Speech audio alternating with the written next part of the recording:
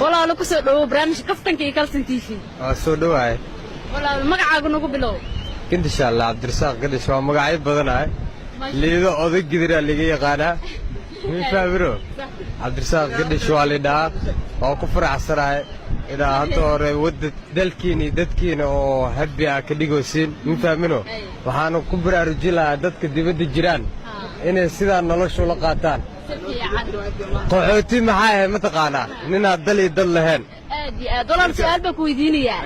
haddii lagu dhaho adduunku wax harto oo lagu siin wax dalbo maxaa dalban leeyahay waxaa dalba lahaa dadka waddanka wareerka ku wada in doon la saaro intee loo wadaa meelahaasaa la iska geey badda markay ku dhacdhamaa maarag loogu soo haray annagana waa iska sii raaxaysaleen inta raaxadii nabadda rabtaa joogaanaa leelaa inta wareerka rabta halkaasaa dagaal ka socdaa midaas badda dagaalkaa la dhexgelin lahaa ayaga dhan waxaa leeyahay doonaa lagu qaadaa la kaxeeyo doonaa lagu qaadaa dhiilaa walaa saaka saa u imaadaa ilaa hadda waa raaxaysanoyaa mar waa qarqaraa mar waa kullaanaa jawi dega waaya marka waxaa dhihi lahay aniga hata hore dadka oo wareerka haysto aa soo arki oo dhibka wareerka u hayo waddankan aa waddankooda ma fahmino psychology maskax baa lagu wadaa maskaxda inay iska beddelaan waaye maantiyay macaan waa midaan ku darsadee qofkii ku dari waayo wallaahi doonta qashinkaa la saaraa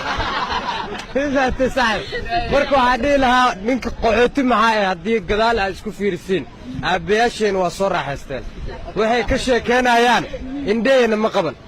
laga yaabo 20 sano kadib ilmaha idinka dhashiin oo helikobtar niigu wado 20 sano kadib ilmaha idinka dhashiin musaabaa adiga cunugaa dhashid oo helikobtar kugu wado 20 sano kadib waddankan oo barwaaqaa ma ka dhaadhici kartaa inuu jajabsanaa jira وبأوي مساعدته كده والله دل إسلام دتكو ده الصباح كم بعد السنة شو سنة كور بجاج ملودين شو سنة كدي منو عادي كرتنا المال كبتر نقودان على طول هذه السلام